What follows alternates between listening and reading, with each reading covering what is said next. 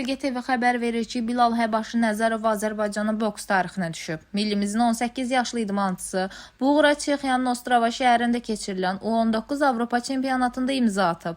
O, gənclər arasında 2 dəfə Avropa çempionu titulunu qazanan ilk Azərbaycan boksçusu olub. Bir il öncə Xorvatiyanın Poreç şəhərində qitənin ən güclüsü adına yiyələnən Nəzərov, Ostravada da rəqib tanımayaraq ardıcıl ikinci dəfə fəxri kürsünün ən yüksək pilləsinə qalxıb. Astara boks məktəbinin yetirməsi hər iki qızıl medalı millinin baş məşqçisi Elbrus Ruzayevin rəhbərliyi altında əldə edib. Çexiyadakı Avropa çempionatı qız boksçularımız üçün də əlamətdar olub. Ölkə tarixində ilk dəfə komandamız medal, özü də ikisini birdən qazanıb. İlkin Ağayevin baş məşqçisi olduğu millidə Banuçek Nəsirli gümüş, İlkanə Əhmədova bürünc mükafata yiyələnib.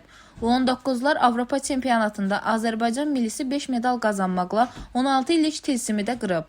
Bu 13 qitə birinciliyindən sonra reallaşıb. Qeyd edək ki, yığmamızın digər medallarını Zidan Hümmətov və Sübhan Babayev qazanıb. Onlar Avropa çempionatında 3-cü yeri tutublar. Dilbər Vüqar qızı, Bölgə TV.